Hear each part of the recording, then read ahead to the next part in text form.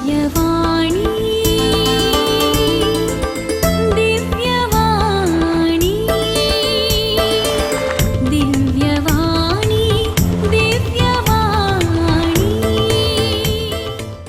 Praise the Lord, hallelujah. मग छाबा भयणीनो हांगा रुणीला म्हणलें भुरगें आयिल्लें. ताणें तरणाटें चली ती ताणें एकल्याचो मोग केलो 2 वर्सां जावन. तो लव फेलियर जालो. ताणें 2 वर्सां म्हणसर ताचो मोग केन्न हें म्हणटा म्हाका तसो उडास येता, म्हाका शिकोवंक जायना आनी म्हाका जियोंक जायना, म्हाका खावंक जेवंक जायना, न्हीद पडना, म्हाका तसोच उडास येता, म्हाका दुखांत येतात म्हणून. हें 1-1.5 म्हयनो थावन पोटाक सोमां खायना, सोमां न्हिदना, एक बागलां आनी दोळे पुरा अशे बावल्यात आनी पिडेस्त दिसता, मस्त पिडेस्त येता, कोंकरी काडटा आनी डॉक्टराचें नेल्यार पिडाना, एक्सरे काडल्यारय कांय ना म्हणटात. तशें हें वळवळटा, चेडूं वळवळटा आनी ताका मागीर ते संग उलयता आनी ते म्हणलें म्हजो 2 वर्सांचो लव फेलियर जाला म्हूण. आनी म्हाका जियोंकूच नाका, म्हाका खंय या म्हूण जाता आनी म्हाका जिवूच नाका म्हूण जाता, म्हाका मरया म्हूण जाता, टॅरसांतून उडया म्हूण जाता, बांयंत उडया म्हूण जाता, म्हाका नाकात जियोंकूच नाका म्हूण दिसता म्हूण सांगता. देखून हांवें सांगलें तुका इतली खंत जाता, इतलें दूख जाता, इतली खरंदाय तुका भोगता, न्हीद ना आनी जेवण नाका, रूच ना, न्हीद ना आनी कोणाचो मोग ना, संबंदीत नाका, कोणा कडेन उलोवंक नाका न्ही. तर ताचे नंबर आसाय तुजे कडेन,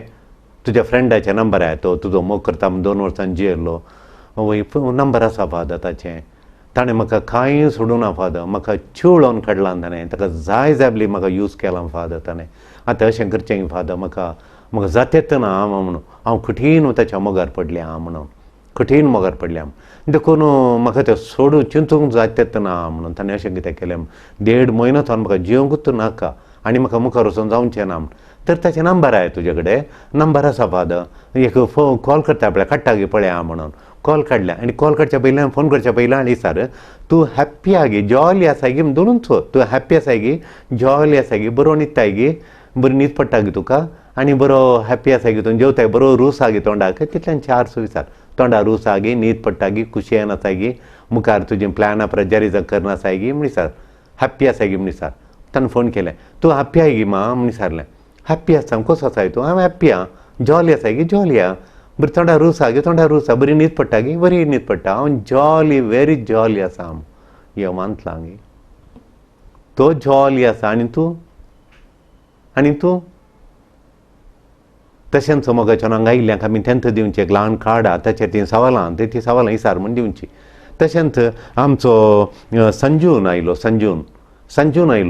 संजून हांणी मोग केल्लो, एका चलयेचो मोग केल्लो. आतां ती चली ताणें इतलें भायर तावन पुरो वस्तू धाडल्यात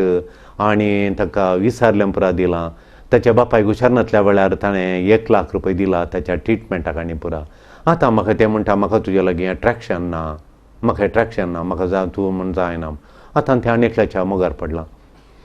जेवंक तुजेयना, पोटांत दूख आनी जेवल्लें रावना पोटांत, न्हीद ना आनी उलोवंक नाका, मोबायल नाका, खाय्य नाका, लोळचें एकल्यांत रुमांत, कोण्णें येवं नजो ताच्या रुमांत, उलोवं नजो कोण्णें आनी थंय परत जालां. देखून ताका ताच्या सैऱ्यांनी, आवय बापायनी, भावांनी आनी प्रदन ताका हांगा हाडलो, फोर्सान म्हणल्यार बरें हाडलो, येना म्हणटालो. मागीर हांगा हाडल्या उपरांत आमी उलयलें, हांव ताचें पुरो आयकलें. हांवें ताका तें दिलां, म्हजें काळीज दिलां, म्हजें आसलें सुकट ताका दिलां, हांवें भांगार दिलां, तें दिलां.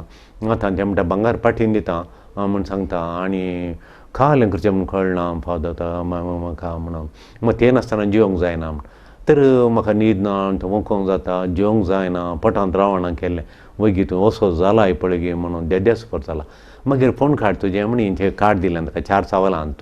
तुका तूं हॅप्पी आसाय गे, जॉली आसाय गे, तोंडा रूच आय गे, जेवताय खाताय गे आनी बरें न्हिदताय गे म्हणून. हांव न्हिदता तें म्हणलें, सक्कड म्हणलें, हांव बरी तोंडा रूच आहा, म्हाका बरें न्हिदता, हांव घट्ट जेवता, बरी आहा म्हणलें. तूं त्या तांकां कळटा ती केल्लीं बरी आहा आनी हांव काल करता. ताच्या मागीर तांचें जिवान बांदूंक सुरू करता. आमी शिकयता तांकां जिवान बांदूंक ती शिकयतात. देखून मोगाच्या न्हू तुजें स्वप्न जारी करूंक आमी हांगा तुजें बेस्ट वर्शन, तुजें बेस्ट वर्शन न्ही,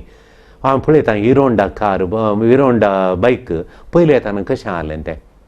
वय मागीर मागीर मागीर मागीर ताचें न्यू वर्शन स्प्लेंडर आनी कितें पॅशन आनी कोल ताचें new version oily new version म्हळ्यार नवें सावन पोरन्याचें त्या हिरो होंडाक मागीर हिरो होंडा म्हूण आयलें मागीर पॅशन आनी पुरो नवें स्प्लेंडर आनी पुरो म्हूण आयलें बायकां हिरो होंडाच्या कोली पुरो नवीं बायकां आयलीं म्हणून म्हजे कडेन पोरनें तें आसलें पोरनें बायक आसलें ताच्या उपरांत कोली नवीं बायकां म्हाका बेजार करता आनी खुशी जावचें आमी एक रायड येवचें बायकाचेर नवीं वर्शान देखून देवान तुजें नवें वर्शान कलेंगी पळोवचें हांवें केदाळे तांचें मोग करूं तांकां मोग करूं तांचो मोग करचें पयलें तांणी तांचो मोग करन तांचें नवें वर्शान कालेंगी म्हूण तांणी पळयचें तांचें नवें वर्शान तांचें नवें रूप त्या वाटान पळोवचें पळय देखून तांचें स्वपन जारी करूंक आमी तांकां कुमो करचें बेस्ट वर्शन ऑफ युअर करून कितल्या जण हांगा येतात तीं भायर गेल्लीं चेडवां चेरके पुरा हांगा भायर येच्या पयलें फॉरेन येच्या पयलीं हांगा धाडटात वचून 15 मेळोवन मागीर या तांकां एक ल्हानशें ब्रिफींग दिता आमी तांचें बेस्ट वर्शन कलेंगे मुखलेंगे म्हणून बेस्ट वर्शन नवें वर्शन कलेंगे म्हूण तांकां तांचें सुदारपण बेस्ट वर्शन म्हळ्यार सुदारपण मारुती कारां पयलींची दुसरी आयली मारुती 800 आतां कितलीं कारां आयल्यांत तांतू मारुतींत नवीं तांचीं नांवां म्हाका येनात नवीं मारुती कारां येतात कोली नवीं वर्शन तांचें सुदारलें कार सुदारलां आतां आनिल्लें सुदारलां पयलें डिक्कींत उणो सामान आतां डिक्कींत चड सामान पयलें पेट्रोल मायलेज उणी दितालें आतां 6 दिता पयलें 14 दितालें आतां 16 दिता तशें बेस्ट वर्शन ताचें नवें बेस्ट सुदारलें पण ताचें येता आमची सगळी जिणी आटापून आसा मोगाच्या न्हू मोगा विशीं आमच्या मोगान सुदारल्यांगी म्हूण पळयचें मोगान सुदारल्यांगी मोग करूंक देवान आमकां ह्या संवसारांत आमकां रोसून ह्या संवसारांत दवरला मोग करूंक बापान बेस्ट बायबलांतलो वर्स म्हळ्यार जुआंव 3:16 म्हणटात भांगाराच्या अक्षरांनी बरोवन दवरला थंय तो देखून कितल्या भासांनी बरोवन दवरला वॅटिकनांत हांवें पळयलां कितल्या भासांनी बरोवन दवरला देवान संवसार इतलो मोग केलो की कालपुण्यतान त्या मोगा पासून आपलो सोडून पुताक ताणें संवसाराक दिलो संवसाराक जीव दिवच्याक संवसाराचो मोग करचे आपल्या पुताक ताणें दिलो म्हणून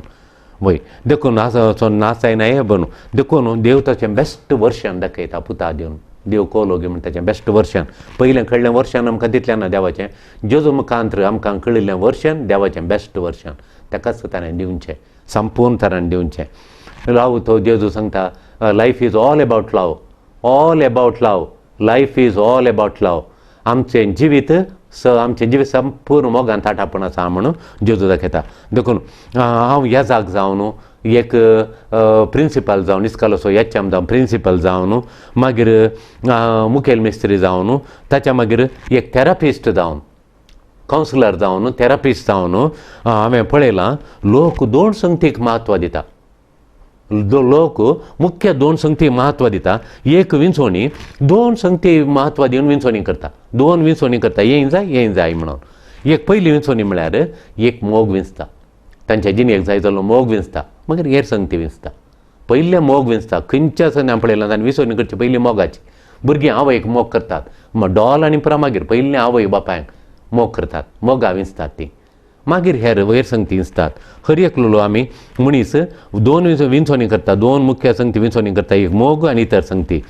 वय म्हाका केदाळे भोगता केदाळे म्हाका भोगती मोगाची विंचोणी करता ती सारकी विंचोणी म्हणून म्हाका केदाळे भोगची जो कोण मोगाची विंचोणी करता पळय ती तांणी केल्ली विंचोणी सारकी थोडी द्वेशाची थोडे मोसराची करची थोडो द्वेश हांव कितें गेलो सोडना म्हणून विंचोणी करता जिणेंत हांव सोडिना म्हणलें घट्ट धरता म्हणटा दणकण येतात ही बरी विंचोणी न्ही वय देखून बरी विंचोणी तुवें मोग करची विंचोणी बोगसूंची विंचोणी मोगा पासून बोगसूंची देखून मोग संबंध काल करता म्हळ्यार परजाळ अशें करता जर तर आमच्या काळजान मोग संबंध परजाळ अशें करता आनी संबंधाक अती घर जावन वता लव ऑफ सेल्फ म्हजोच हांवें मोग करचें हर एक संबंध घट्ट जायचे जाल्यार बळ अदीक जायचे जाल्यार म्हजो हांवें मोग करचें म्हजो आपणाचोच मोग करचें म्हजो हांवें मोग करचें लव ऑफ सेल्फ आनी लव ऑफ अदर्स हेरांचोय हांवें मोग करचें म्हजोय मोग करचें हेरांचो एकामेकाचो मोग करचें हांवें हें संबंद गरजेचें म्हजो मोग केल्यार मात हांव हेरांचो मोग करतां आनी हांवें एकामेकाचो मोग करचें तशें आमी ह्या संवसारी आसा हांव मोगाच्या न्हू मोग करूंक आनी हेरा लागीं मोग करूंक आनी आमचोच मोग करूंक आमी हेरांचो मोग करचें हांवें हेरांचो मोग करचें हेरांत हांवें मोग अपेक्षिचें हेरांचो मोग हांवें घेवचें हेरां म्हजो मोग करतना म्हाका मोग करूंक थोडीचें we give life and take life to be loved to love and to be loved to love हांवें आसचें हेरांचो मोग करूंक टू बी लावड हेरांनी म्हजो मोग करचें म्हज्या भाव भयणींनी म्हज्या शेजाऱ्यांनी आनी म्हज्या कम्युनिटींत ह्या जागांनी म्हजो मोग करचें म्हणून हेरांत हांवें मोग घेवचें आमी ह्या संवसारी आसा हांव देखूनच हेरांचो मोग करूं हेरांत हांवें मोग करून खाणोवंक तशें देखून मोग मोगाच्या न्हू जायते जाणारी पवित्र पुस्तक मोगाक उजवाडाक वर्णिता वय देखून उजवाडा बरी म्हण सांगता मोग उजवाडा बरी म्हण देखून आज प्रत्येक तरान ध्यान करया आज सुर्याचें पिंतूर आमच्या दोळ्या मुखार दवरया सुर्याचें पिंतूर आमी दवरया दोळ्या मुखार दवरून आमी ध्यान करया वय ताच्या किरणांनी तो सूर्य पळय सकाळीं उदेता आनी आमी भायर येता इल्लेशें गार्डनांत येता सूर्य उदेताना ताची किरणां आमकां ऊब दितात ह्या पावसाच्या काळार तिके थंड जाताना आमी सूर्य आयलो म्हणटा भायर येचें वय आनी त्या दळाखान जाता म्हळ्यार तितके ऊब दिता सुर्याची किरणां आमकां ऊब दितात ती ऊब आमी बगता ताचो उजवाड दग दिता तितके दग दिता तिके दग दिता आमकां खुशी जाता तो आमचे लागीं ताची सकत वांटून घेता सूर्यो ताची सकत ताचे ती आसली ती सकत वय हे सन एनर्जी ऑफ द सन तो आमच्या लागीं ताची एनर्जी ताची सकत आमच्या लागीं वांटून घेता हर एका दिसा तो वांटून घेता एक दीस तो फेल जायना मोडान ताका थोडे आड करतात जाल्यार इल्लें लिपोवन ताचें तोंड दाखोवन इल्ली ऊब दिवन तो चलता ऊब दिता झाडांक ताची ऊब जायचें आनी आमी करच्या सवळीक ताची ऊब जायचें सवळ्यांत खंयचे वस्त्यान वत जायचें भाताक गाद्यांक शेतांक बेटांक फुलांझाडांक सगळें ताचें वत जायचें रांदे करूं वत जायचें देखून हर एक दिसा तो ताचें सकत तो वांटून दिता ताची ऊब ताचें किरणां ताची उजवाड तो वांटून दिता ह्या संवसाराक तिशिल्या संवसाराक देखून ताचो मोग तुमी म्हजो मोग केल्यार मात्र तुमी भायर आयल्यार मात किरणां घालता तुमी म्हाका पळोवन नासल्यार मात किरणां घालता खाली शर्तां घालता गी तो कंडिशन घालता गी ताचो लव अनकंडिशनल लव ताणें दिवचें अनकंडिशनल लव ताचो मोग शर्तराहीत मोग तो शर्तराय दिता कोणी तुजो मोग तूं तसो करता गी ध्यान कर दोळे जांप आनी पळय आज एक घडी भर हें आयकतानाच तुजे दोळे जांप अशेंत तूं शर्तराय तुजे कांय विसरनासतना फाटी विसरनासतना तो ताचो मोग तुका दिता दिल्लो कोणयाक सुर्या बरी दिल्लो कोणया गी एक घडी भर चिंतून पळय तुजे लागीं ताचो तुका आदार दिल्लो तुका उत्तेजन दिल्लो तुका वयर हाडलो कोणी म्हणे आगी तुका सपोर्ट केल्लो कोणी म्हणे आगी चिंतून पळय कोलोशेकारान बरयल्ल्या पत्रांत 2 अध्याय 9 तावन 14 म्हणसर हें आमी वत्त दिवन आज वाचया कोलोशेकाराल्या बरयल्ल्या पत्रांत 2 अध्याय 9 तावन 14 म्हणसर आनी सान पावल काय सांगता म्हण सांगल्यार कोलोशेकारा बरयल्ल्या पत्रांत तें सगळें पत्र बरें हांवें कोलोशेकाराक बरयल्ल्या पत्र जावन काजाराच्या म्हाका सरमन दिवंक पयलें वचप हांवें कोलोशेकारान बरयल्ल्या पत्रांतल्यान काडचें तें दाळें तें आपूर बायचें तें तो दादल्याक कितें वर्णिता आनी स्त्रियेक कशें वर्णिता व्हंकल आनी न्हवरो कालिंगे म्हूण सांगता तो भारी आपूर बायन देखून आयच्या ह्या वाचपांत कोलोशेकारान बरयल्या पत्रांत 2 अध्याय 9 तावन 14 म्हणसर जेजू थंय संपूर्णता आसा म्हणून तुमी वळखाचें म्हणून सान पावल सांगता हांव कन्विक्शन जालां येत्त विशयांत हांव सगळ्यांक सांगता येता जेजू परिपूर्ण संपूर्णता ताचे लागीं आसा तुका परिपूर्ण जायचें जाल्यार तुजो मोग आणखी वाडचें जाल्यार तुजी सोंसणीकाय वाडचें जाल्यार तुजी सकत वाडचें जाल्यार तुजी दया सेवा तूं आनी चड करचें जाल्यार जेजूक पळय म्हूण सांगता जेजू कितें तुजे जावन कांय फाटी सारिना तुवें मोगांत ताच्या मोगांत वाडल्या जालें म्हूण सांगता देखून जेजू थंय संपूर्णता रास करता त्या संपूर्णता पळय तुवें संपूर्ण जा जेजूक पळयल्यार तूं संपूर्ण जाताय वाडताय म्हूण सांगता तुजो मोग वाडटा म्हूण सांगता मागीर क्रिस्ताच्या सक्तेचेर चुंपातें क्रिस्तांत कठीण सकत आसा म्हूण सांगता तुका वाडोवची मोगान वाडोवची मोगान तुका बळ अदीक करची तुजें प्लॅन जारी करची तुजें बेस्ट वर्शन करची त्या सकत आसची जेजूक म्हणटा तो जेजूक आसा म्हाका ताणें म्हजें बेस्ट वर्शन केलां म्हूण तो सांगता देव जेजून म्हाका म्हजें बेस्ट वर्शन पयलें वचोन नातुरलो हांव रागिश्ट हंकारी कोडू म्हाका पळोवन लोक पयस येतालो आतां पळय हांव देवाचो जालो बळ अदीक जालां पावरफूल जालां आंजा बरी जालां सक्तेवन जालां क्रिस्ता बरी जालां क्रिस्त म्हणजे तें जियेता म्हूण सांगता तो क्रिस्ता त्या सक्तेचेर पातये तूं त्या सक्तेचेर पळय आनी ताचेर दिश्ट घाल ताच्या काळजाचेर दिश्ट घाल म्हूण सान पावल कोलोशेकारा बरयल्या 2 अध्यायान 9 तावन 14 म्हणसर सांगता देखून तुका खंयचे बांदपास जाता न्हू आनी बांदपास ना तुका म्हणटा त्याच्या रक्तान तुका जावन आली तुज्या पथकाची कथां काडल्यान तुज्या पथकाची ओडणी काडल्या ताणें आनी क्रिस्ताचेर दिश्ट घाल तुका त्या बांदपास न्हू खंय आसा जाल्यार तुका आनी उरल्या जाल्यार बांदपास तुवें घालकणयलें जाल्यार बांदपास नवें केलें जाल्यार तुका बांदपास खंयचें तुका आडकळना क्रिस्तान तुका नितळ केलां बळा दीक केलां क्रिस्त तुका स्वतंत्र केलां त्या स्वतंत्राचेर दिश्ट घाल तूं स्वतंत्र जावंक पळय म्हण सांगता स्वतंत्र फ्री तूं फ्री जा खंयच्याय लब्धोनी जावन गुलाम जायनाका तुका जेजून संपूर्णता दिल्या म्हण सांगता दुसरें म्हळ्यार म्हाका बारी मोगाचें म्हळ्यार जुआंव 10 अध्याय 10 श्लोक कितें काल म्हणटा म्हण सांगल्यार जेजू म्हणटा हांव आयलां तुमकां जीव दिवंक आयलां तुमकां जीव दिवंक तो भरपूर जीव दिवंक हांव आयलां I have come to give you life in abundance म्हणटा हांव तुमकां जीव दिवंक आयलां तो वळोवन ओमतासर दिवंक आयलां म्हण सांगता जेजू सांगता देखून आज तुका जेजू बरी मोग केल्लो कोणी आसा गी म्हण एक न्ही तुज्या जिणेन तुका उत्तेजन दिल्लो तुका आदार दिल्लो आज तूं ह्या अंतर आसाय जाल्यार तूं कोणीय सपोर्ट केला तुज्या आवयन गी बापायन गी भाव भयणीन गी एका कोणेय तुज्या शेजाऱ्यान गी कोणेय एकल्या कुटुंबाच्यान गी तुका आदार दिवन हात दिवन वयर उखल्ला वय तुजो मोग केला तसो मोग तूं नियाळ तो मोग तूं नियाळ आज एक गडीभर तुका आदार दिवन तुजें तें कांय फाटीं घेनासतना तुका ह्या अंताक पावयल्लो जेजू बरी मोग त्या प्रतिपालन केल्लो जेजूचो मोग कोणी आसा गी उत्तेजन दिल्लो तूं उडासा काडान ध्यान कर आज तुका समाधान मेळटा दुसरें हांवें सांगचें एक सूर्य जालो दुसरें म्हळ्यार म्हज्या मतीक येता आज मोगाच्या विशयान म्हण उलयतना लायट हावज आमी कॉलेजीक गेलो अशेंच कॉलेजी आसतना एक पिरियड आमकां लास्ट पिरियड फ्री आसा जाल्यार आमी काय करताले लायट हावज थंय बावट्या गुड्यार बावटो गुडो म्हणटा ताका बावटो म्हळ्यार तो बावटो दाखोवचो गुडो थंय आसा गुड्यार लायट हावज बावटो गुडो म्हळ्यार बावटो दाखोवचो व्हडलो तोर बावटो गुडो लायट हावज व्हडलें बुरूज आहा तें उजवाडाचें बुरूज लायट हावज उजवाडाचें बुरूज आहा तें बावट्या गुड्यार तेजे मदें ते मस्त बांक आसले आतां आसात की ना गुंतोवन तेणें वचोन मस्त वर्सां जालीं हांव स्टुडंट आसा येलो शेतां BSc करता आमी एक पिरियड फ्री आसा जाल्यार थंय वचून बसचें जालें बांकार बसून दर्यो पळोवन बसचें जालें तशें तो उजवाड लायट हावज तो खाल उजवाड मुख्य उद्देश खाल उजवाडाच्या बुरुजाचे मुख्य उद्देश कितें वो बुरूज कित्याक बांदला लायट हावज बावटो गुडो कितें आसचो बावटो गुडो कितें आसचो म्हळ्यार बावटो गुडो आसचो खाल ताचो उद्देश मुख्य उद्देश एकच शेवट कितें म्हळ्यार नाविकांक सेलर्स नाविकांक तांचें तारू तडी काडूंक प्रत्येक जावन दुरांताक वाऱ्या वदाळाक भिरांकूळ वाऱ्या वदाळाक सिरकाल्ल्या दोणींक तारवाक व्हडली व्हडलीं तारवां आसले तांणी सेफ भद्रतेन तडीक येवच्याक तांणी तांच्या घरा येवन पावच्याक मायगांवांक पावच्याक वो उजवाड पळोवन दर्यान काही दिसाना जालो काळोख आसतना वो उजवाड तांकां दिसता आनी उजवाड पळोवन ते येतले रातीक तो उजवाड पळोवन तांणी हांगा कोडयाळ शहर हांगा सामने येताले देखून तें बुरूज बांदलां लायट हावज बांदलां सुरक्षीत सांबाळूंक तांकां गायड करूं मार्गदर्शन दिवंक एक डिरेक्शन दिवंक तेणें वचनाका दाळेशें इशीन वचा मार्गदर्शन दिवंक डिरेक्शन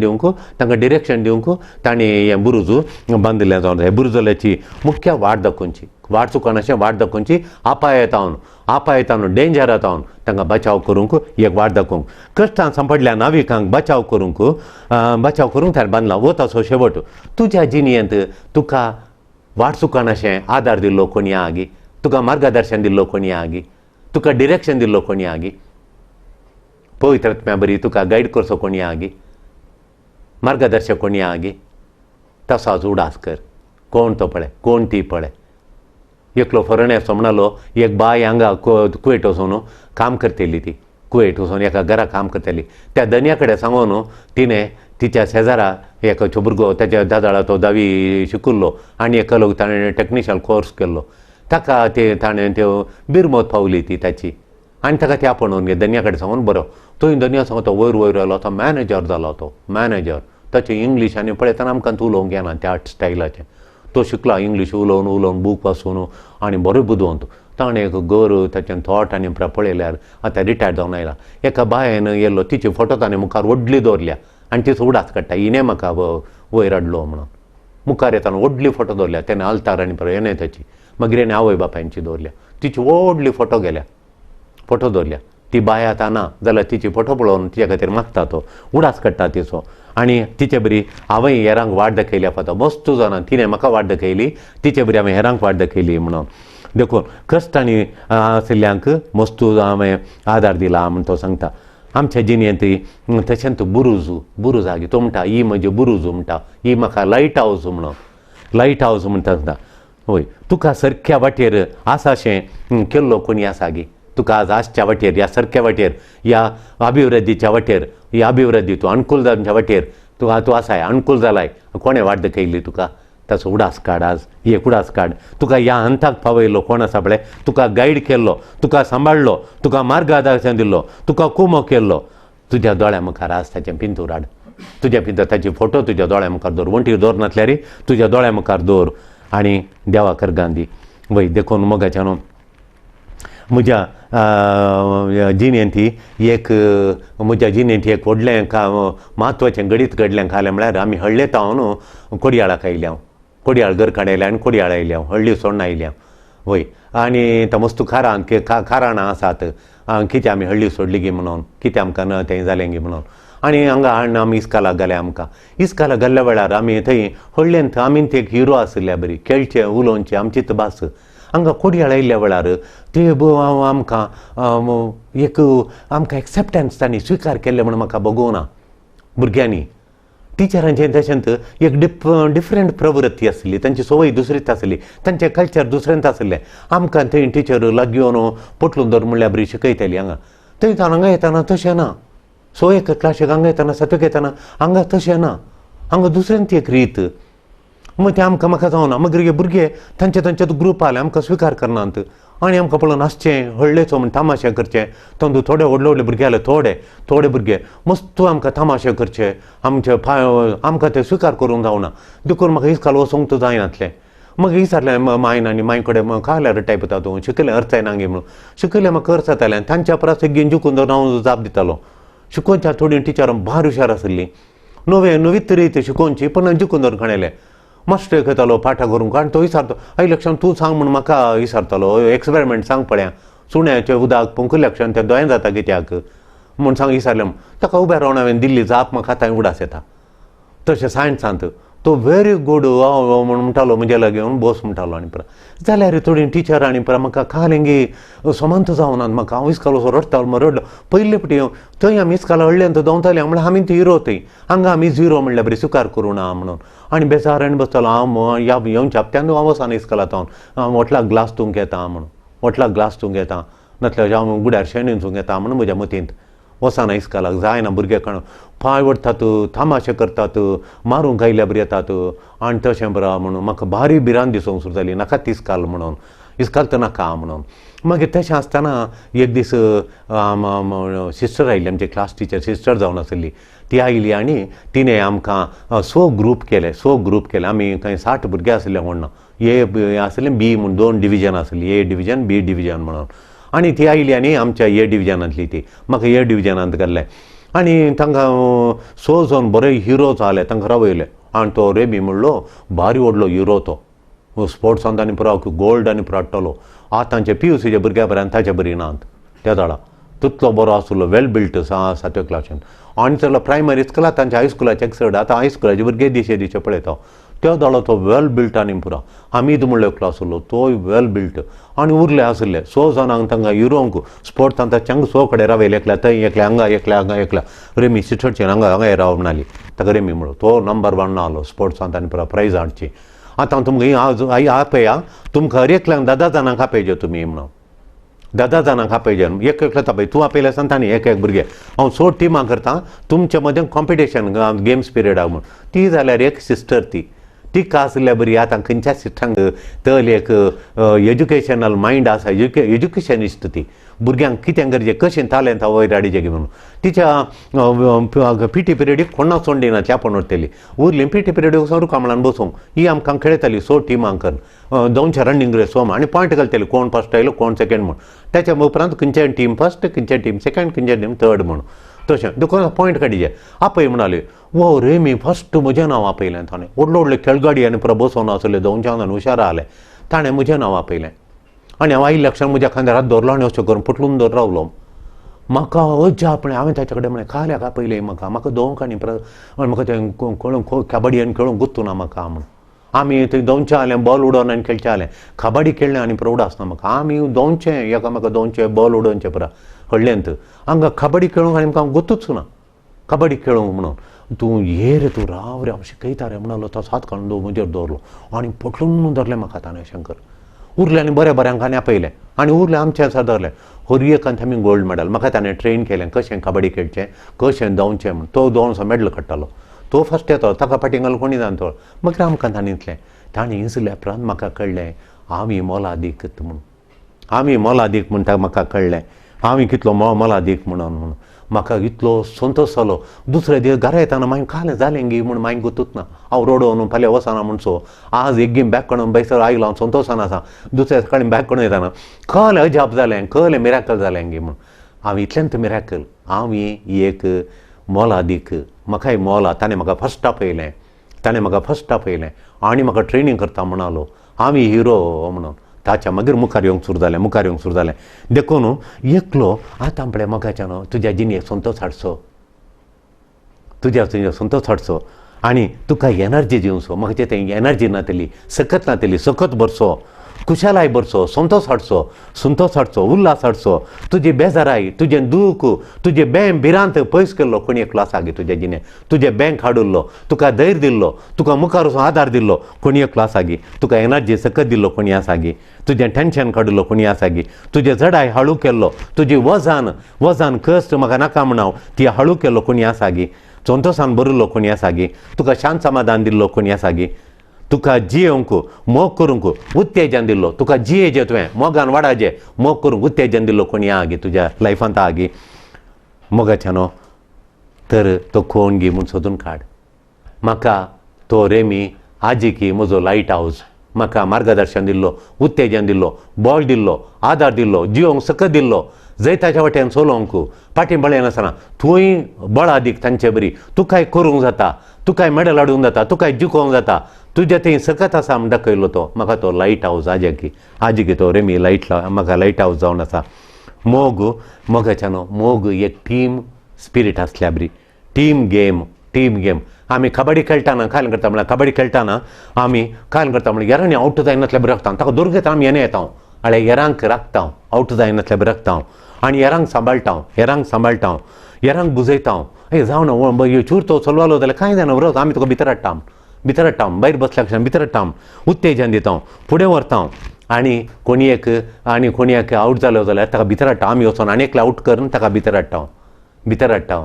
आमच्या जिणेंत आमी भायर पडिल्ल्या वेळार आमी भायर गेल्ल्या वेळार आमकां भितर हाडुल्लो कोणी एकलो आसा गे आमकां संतोश हाडलो कोणी एक आसा गे आमकां सपोर्ट केल्लो कोणी आहा गे आमकां आदार दिल्लो उत्तेजन दिल्लो आनी संतोशान एक टीम स्पिरीट आसा केल्लो कोणी आहा गे तुजें पॅशन तुका आसा पॅशन आनी एनर्जी जियोंक तुका पॅशन तुका एनर्जी म्हळ्यार तुका जियोंक एका तरेची ओडणी एक सकत तुका जिये म्हण उर्बा ती दाखोवन दिल्लो कोणी आहा गे कोणी आसा गे ताचो आज ताचे पिंतूर दोळे मुखार हाड आनी ताचे पासून देवा अर्गां दी आमी सगळ्यांत थंय मोग पळय मोगाच्यानो आमी सगळ्यांत थंय मोग पळयचें हर एकलो मोगाक पात्र जाल्लो वर्दी ऑफ लव हर एकलो मोगा पात्र जाल्लो तो मागतलो आसूंक बरो आमी ताकाय मान दिता कित्याक म्हळ्यार तोय मोगा पात्र जाल्लो जेजू आसलो जाल्यार कितें कशें पळय तो मदर तेरेसा आसली जाल्यार कशी पळय ती देखून भिकारी जाल्यार जावन दी तिका कशी पळय ती आली तशें मोगाच्यानो मदर तेरेसा रोमाक गेल्ली एका व्हडल्या फॅमिलीच्या मिटींग जालें फॅमिली कॉन्फरन्स जालें पाप साहेबान तिका आपयिल्लें मिटींग कार्दिनाल व्हडले देशाचे मुखेली लिडर्सांनी पुरो आले मदर तेरेसा येताना कार्दिनाल एअरपोर्टाक गेल्ले तिका आपन हाडूंक आनी आपन हाडूंक गेल्ल्या वेळार मदर तेरेसा थंय ताणें जेलो गेले मदर सुपिरियर मदर जनरल आनी कार्दिनाल आनी पुरो गेले तिका जेल्या पुरो घालून आपन हाडटाना तिणें अशें पळयलें म्हळ्यार तिका तिचे थंय जेजू तिका जेजू आसचो ह्या दुबळ्या थंय भिकाऱ्यान थंय खंय पडुल्ल्या थंय ती जेजू पळोवची सोय केल्या तिणें सोय केल्या जेजू तांचे थंय पळोवची जेजूक तिणें जेल्यांत थंय कदेलार आनी सिंहासनार बऱ्या पॅलेसांनी आनी हरमणेंत व्हडल्या बंगल्यांनी पळोवन तिका सोय नातली मार्गार पडल्या भिकाऱ्यान थंय जेजू पळोवचें जेजू तिणें सोदचें थंय आसलें देखून ती सोदून येताना एकलो थंय एअरपोर्टा लागीं भायर येता म्हणटाना तो एकलो भिकाऱ्याचो कांपना ही गेली तिचो शॉल काडलो ताका घालो ताचेर घालो ताका पटलून धरून ती रावली हांव वेळ जालो मिटिंगाक ये म्हळ्यार ना म्हजो भाव हांगा कश्ट जाता म्हजो जेजू हांगा कश्ट जाता म्हणून ना ताका हांगा तावन खंय आस्पत्रे केल्या सोय मुखार येना म्हणली मागीर कार्दिनालांनी फुडले फोन करून अर्द्या घंटा भितर अर्दो घंटो ती रावली आनी अर्ध्या घंटा भितर ताका एक आस्पत्रेक गेले मागीर खंय येलो तुमी म्हणून म्हाका दाखयचे म्हणून मिटींग जाल्या उपरांत त्या कार्डिनालाचें नांव सोदून काडून कार्डिनाल सांगता त्या आस्पत्रेक वचून ताणें पळयलो थंय ताका बरें एका आश्रमान ताका बरें वस्तू न्हेसोवन आनी परत बसयलो मदर तेरेसा येताना ब्रदर फॉरगिव मी म्हणाली बाबा म्हाका बक्षी तुका आमी येदोळ म्हणसर तें तुका आमकां बक्षी म्हणाली ती तुजी जतन खाण्यातल्या खातीर आमची बक्षी तूं आमचो भाव म्हणून देखून आमी सगळ्यान थंय मोग पळयतय आनी हर एकलो मोगाक पात्र जाल्लो वर्दी ऑफ लव म्हण आमी समजाचें हर एकलो मोगा पात्र जाल्लो तोय म्हज्या मोगा पात्र जाल्लो ती म्हज्या मोगा ही म्हज्या मोगा पात्र जाल्ली हांवें मोग करचें जाल्ली म्हणून हांवें समजून घेवचें म्हणून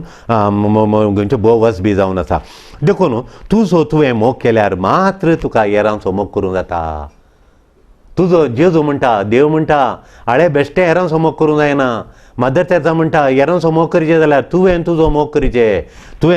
करचें म्हण सांगता देखून तुजो मोग तुवें तुजो मोग केल्या शिवाय तुवें हेरांचो मोग करूंक जायना आमचो मोग करूंक हेरांक आमी सोडिचें जाल्यार आमचो मोग करूंक हेरांक सोडिचें जाल्यार हेरांचो आमी मोग करचें जाल्यार आमी आमचो मोग करचें भोव गरजेचो मातयेच्या वांजालांत 19 हे आमी एक घरांत व्हडल्या प्लेटीर भांगराच्या अक्षरान बरोवन जाल्यार व्हडणी आमकां एकच मंदामेंत देवान दिला जेजून एकच देवाचो मोग कर आनी तुजो मोग कर एक पांटो 2 फावटी कुर्साक अशें आन पळय एक वयलो देवाचो कुर्साक 2 हात 2 बार्थ वर्टिकल आनी हॉरिझॉन्टल वर्टिकल म्हळ्यार तुज्या देवाचो मोग कर हॉरिझॉन्टल म्हळ्यार तुजो आनी एकामेकाचो मोग कर म्हणून देखून एकामेकाचो मोग कर जाल्यार तुजो मोग केल्ल्या बरी पेल्याचो मोग कर तुजो मोग केल्ल्या बरी आमी काय करता म्हज्या जिणेंत इतल्या वर्सां प्रेयर हांवें सर्मांव आयकलें जाल्यार पेल्याचो मोग करूं पेल्याचो म्हणून वाचतना तुजो मोग केल्ल्या बरी पेल्याचो मोग म्हणटा आनी सर्मांव सगळे बूक आसचे पेल्याचो मोग कसो करचो घेवन पेल्याचो मोग तुजो मोग केल्लो म्हळ्यार पयलें देव जेजून सांगलां तुजो मोग केल्ल्या बरी पेल्याचो मोग म्हणून आमी तें बिलकूल येदोळ म्हणसर ताका म्हत्व दिल्ली ना आमच्या सर्मांवांनी आमच्या संगितान तुजो मोग केल्ल्या बरी म्हणून खंयी सांगून ताका आमी इम्पॉर्टन्स दिवंक ना ताका आमी म्हत्व दिवंकूच ना तुजो मोग केल्ल्या बरी पेल्याचो मोग सेल्फ लव तुजो मोग केल्ल्या बरी म्हणून गलतीकारांक बरयल्ल्या पत्रांत सांत पावल सांगता गलतीकारांक बरयल्ल्या पत्रांत गलती 5 अध्याय 14 श्लोकांत सांत पावल म्हणटा तुजो मोग केल्ल्या बरी पेल्याचो मोग कर म्हूण तुजो मोग केल्ल्या बरी आमचो मोग करिनातल्यार देवाचो मोग हेरांचो मोग करूंक बिलकूल जायना आमी चिंतचे नाका हेरांचो मोग करूंक जायना आमचो मोग करना जाल्यार पेल्याचो मोग देवाचो मोग करूंक जायना आमी देवाचीं बाळां म्हूण आमी रियलायज करचें आज म्हजो मोग करतना हांवें मोग करतना हांव कोण हांव देवाचें बाळ त्या दळा हांव रियलायज करतां हांव अर्थ कणखण येता हांव देवाचें बाळ म्हूण म्हजो मोग केल्या वेळार हांव बनशिरे न्ही पांय पंदा गुड्डोवंक बनशिरे न्ही हांव देवाचें बाळ सोरो तोंडान गोतूंक हांव बनशिरे न्ही पाड चिन्ना खोटी चिन्ना मतीन बरोवंक हांव गलीज मनीस न्ही हांव देवाचें बाळ दुसऱ्यांचें न्ही देवाचें बाळ देव सर्ग संवसाराच्या दुनियेचें बाळ रायाचें न्ही मुख्यमंत्रीचें न्ही प्रधानमंत्रीचें प्रेसिडेंटाचें बाळ न्ही देवाचें बाळ तितली म्हत्वान देखून हांवें गलीज माथ्यान बरोवंक ना गलीज बोगणां काळजान दवरूंक ना देखून हांव म्हजो मोग हांवें करचें हांव देवाचें बाळ म्हूण रियलायज करचें देखून सोमयाक आमी मोलादीक आमी आमचें खेर घेजय सोमयाक आमी मोलादीक देव म्हणटा तूं म्हाका मोलादीक आवयच्या गर्भांत हांव तुका विंतलां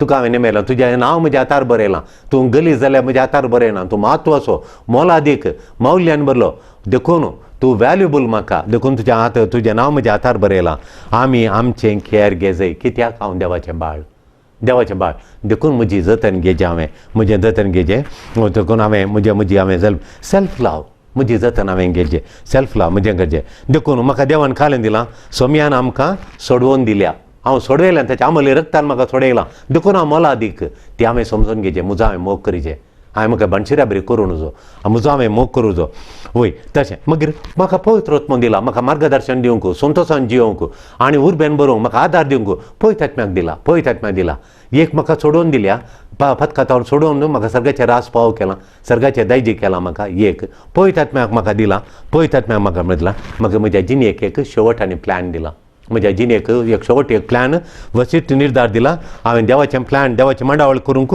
म्हाका देवान एक प्लॅन दिला देखून हांवें देवाच्या प्लॅनाक आमचें मोग गरजेचो देवाचें प्लॅन म्हजें तें जारी जावच्या खातीर देवाचें मंडावळ म्हजें तें जारी जावच्या खातीर हांवें म्हजो मोग करचें आय लव ऑफ गॉड जायचें जाल्यार म्हजें म्हाका देवान दिल्लें प्लॅन जारी जायचें जाल्यार हांवें म्हजो वर्तो मोग करचें पडटा. हांव कोण म्हूण हांवें डिस्कवरी करचें सोदिचें आनी हांवें essentially love of my self is essential गरजेचें म्हजो मोग हांवें करचें. देवाचो मोग करचें जाल्यार हेरांचो मोग करचें जाल्यार तुजो मोग केल्या बरी पेल्याचो मोग कर. येदोळ मुसर आमी तें नेगार केलां ताका गुमान करूं ना. तुजो मोग केल्ल्या बरी ह्या देवाच्या उतराक आमी गामांत दिवना. पेल्याचो मोग करा, पेल्याचो मोग आज कितलो आमी पेल्याचो मोग करता. आमी चुकोवन पडल्यार पेल्याचो मोग करचें कित्याक म्हजो मोग करिनातल्यार पेल्याचो मोग करचो कसो. हांव बनशिऱ्यान जाल्यार बनशिऱ्या हेरांचो मोग करूंक जाता गी. हांव गुलाम जाल्यार हेरांचो मोग करूंक जाता गी. हांव मोलादीक जाल्यार मात्र म्हण हांवें समजल्यार हेरांक हांवें मोलादीक ती म्हूण समजून तांच्या गरजां पावोंक जाता. देखून म्हजो मोग हांवें समजून करूंक म्हाका हांवें डिसलायक केल्यार हांव देवाक डिसलायक करता, हेरांक डिसलायक करता.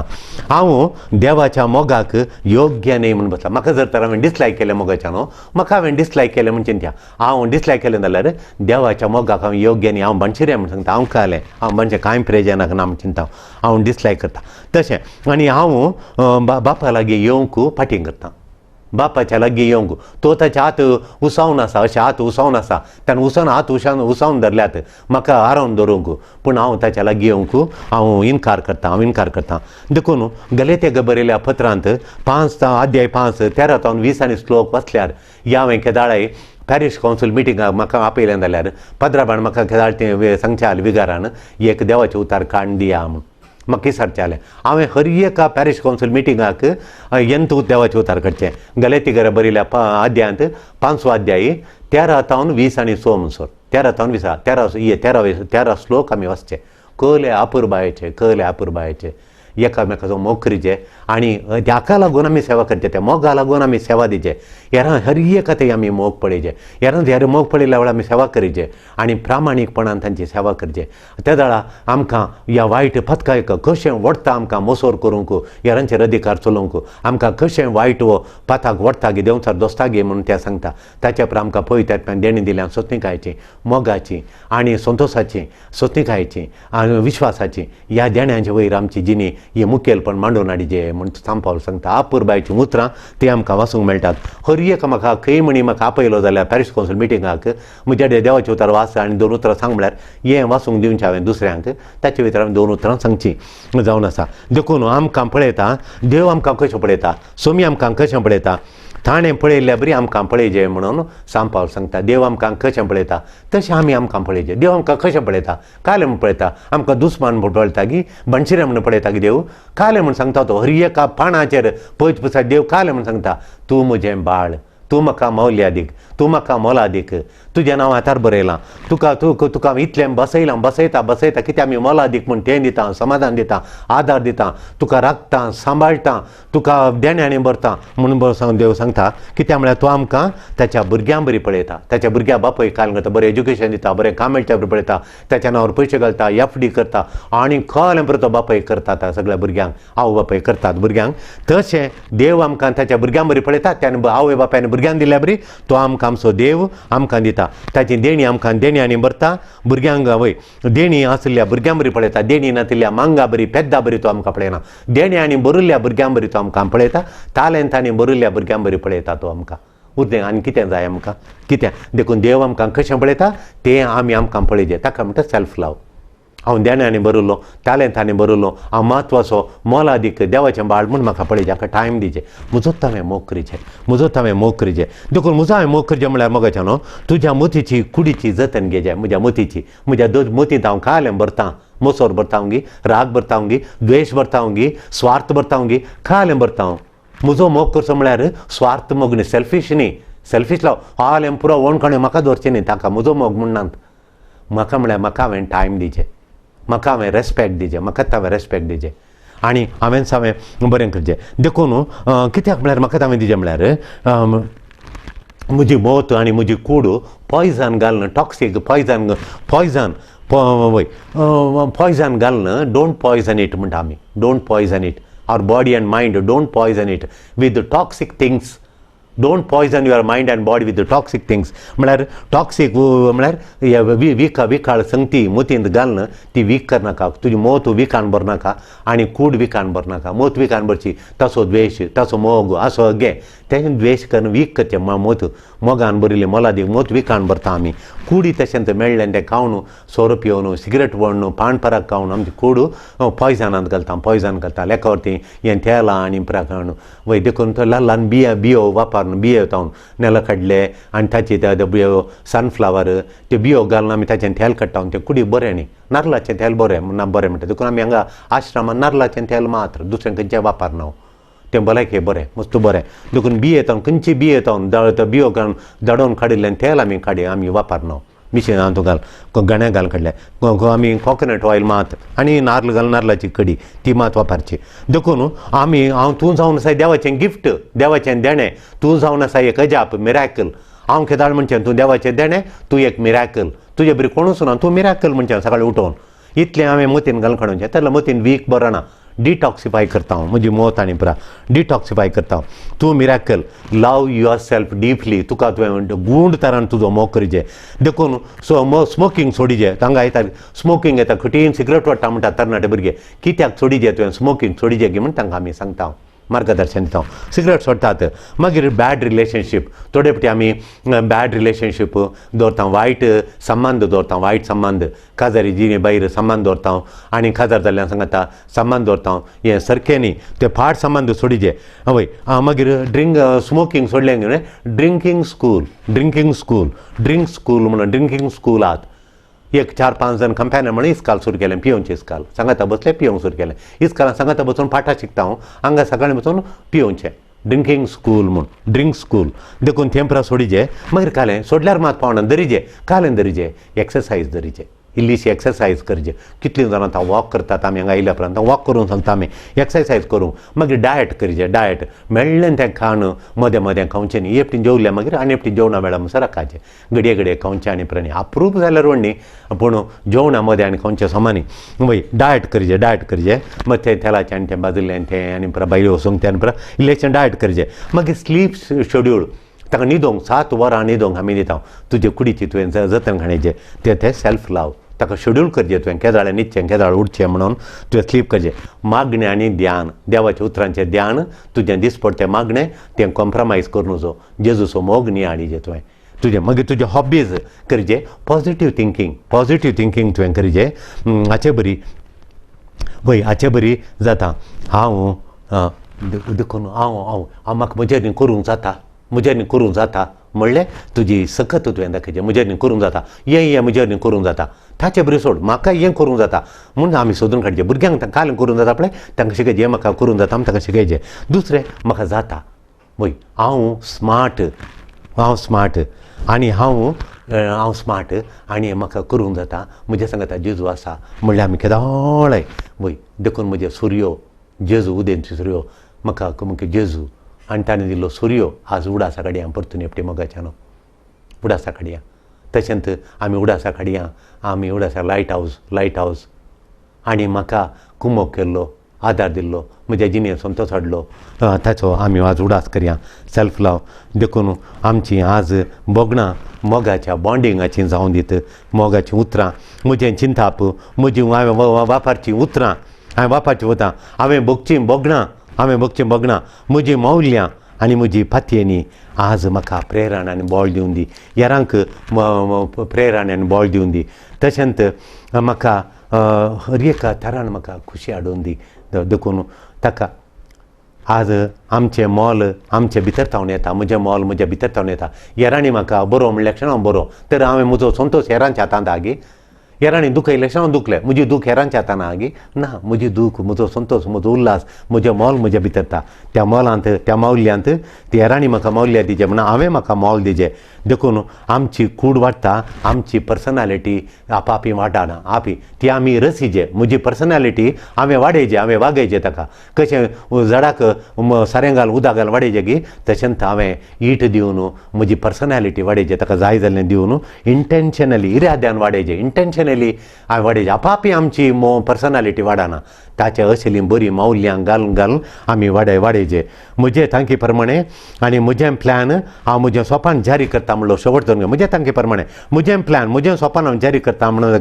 म्हाकाच हांव बरी विंचोवणी करता गूड चॉयस हांव मेक फॉर माय सेल्फ म्हाकाच हांव बरी विंचोवणी करता म्हणजे तुवें हेरांक दिल्लो मोग तुका बावल्ल्यान दिता तूं हेरांक कितें मोग करताय पळय तुका तें वॅल्यू दिता तुका मौल्ल्यान दिता एका जाग्याची मौल्ल्यां पेंटे जाल्यार ताचें मोल सोड खंय रानांत जाल्यार ताच्या जाग्याक उणें मोल देखून म्हाका मोल दिता खाल्यार म्हाकाय तें मोल दिता म्हाका मोल दिता कितें म्हण सांगल्यार हांवें हेरांक करचो मोग मग तूं मोग करताय जाल्यार तुज्या मौल्ल्यान सडटा 10 जाण तुका वळखतात आनी तुजें मोल वळखण बनशिऱ्या कोणी वळखणात बरें भांगार पडल्या सकडी वळखतात तुका भांगार करता हेरांक तुवें दिल्लो मोग हेरांक दिल्ली मौल्ल्यां तुवें हेरांक तांचे स्वपान जारी करूंक प्रेरण दिजय हांवें हेरांक जारी करूंक त्या बायेक त्या भावाक ह्या मामाक ताचें स्वपान आसा ताका आशा आसा ती जारी करूंक हांवें ताचें स्वपान जारी करूंक आदार दिजे उत्तेजन दिजे सपोर्ट दिजे खूब मोग करीचे हांवें हेरांक तांचें स्वपान जारी करूंक तुका कितें पळयताय आनी तुका कशें ट्रीट करताय तुका कशें पळयताय तूं हे बनशिरे म्हणून पळयताय की देवाचें बाळ म्हणून पळयताय तुका कशें ट्रीट करताय हे बनशिऱ्याक केलें वट्टू बसलोय वट्टू केलें वट्टू बसलें करताय की हे शिस्तेन तूं जियेताय देवाच्या बाळा बरी तूं जियेताय तुका तूं कशें ट्रीट करताय तें गरजेचें देखून तूं तुज्या संबंदाक मौल्यांक कुडसीजे तुज्या संबंदाक तुवें मौल्यांक कुडसून वचजे मौल्यांक आज तुजो संबंद हांगा आसा कुडसून बँकांत पळय पयशे घालून एक वस्तू दूड वाडटा गी तशेंच तुज्या मौल्यांक तुवें कुडसीजे मौल्यांक कुडसी तुज्या संबंद आसल्यार इस्रायलांत हे 7 जण इश्ट आसात 7-8 जण इश्ट आहात ते खुदचे बरोबर ते 7 जण सांगता म्हणून ते खाल करता पयशे कुडसितात आनी कॅन्सर पेशंट हांगा धाडटात कॅन्सर पेशंट आल्यार तांकां धाडटात तांकां बरें येयल्या जाल्यार ते पयशे जाण ते 7-8 जण म्हण सांगता म्हणून कितलीं बरीं मनशां पळया कितलीं बरें मनशां पळय तांच्या ते संबंदाक मौल्यांक कुडसितात तांचें आज जिवीत मौल्य बरीं ते जालां कोणी पिडेस्ता म्हळ्यार ते पयशे धाडटात इस्रायल तावन तशेंच दुबय तावन एकलो आनी अबुधाबी तावन एकलो ते तांचे इश्टा सांगता मेळून कली तांकां गरजो सांगल्यार ते पयशे धाडटात तांच्या तांकी प्रमाणे ते पयशे धाडटात तांचे तूं तुजोच मोग करचें तूं तुकाच मोग करचें तुजीं मौल्यां तूं जाणा जाताय देखून लव युअर सेल्फ म्हळ्यार पळय आसा आरश्यार पळोवचें लव युअर सेल्फ म्हळ्यार तोंड वाचून पळयलें तूं आरश्यार तें न्ही सेल्फी काडची न्ही लव युअर सेल्फ म्हळ्यार सेल्फी काडची न्ही मोगाचें न्हू तुका तुवें रेस्पेक्ट दिवचें तुका तुवें गौरव दिवचो तुज्या लायफाक तुज्या लायफ हें गिफ्ट म्हूण तुवें खावचें तुजी कुडीची जतन काडूची वॅनिटी खातीर न्ही भलायकी खातीर तुज्या तकलेची तुवें जतन काडूची आनी ती कितें घट्ट करच्या खातीर मौल्यां बरी जावच्या खातीर देवाच्या राजाचें तूं देवाचें बाळ बरी जावन जियोवचें देखून आमी देवाचें बाळ सर मोलादीक म्हणून आमी जियेया आमकांच आमी मोल दिया आनी आमकां आदार दिल्ल्यांक आमकां आमचें जिणेचें स्वपान जारी करूंक आमकां आदार दिल्ल्यांक हेरांचो मोग केल्ल्यांचो आमी तांचोय मोग करया सगळ्यांचो मोग करया आमचोय मोग करया आनी आमच्या देवाचो मोग करया आमेन हालेलुया.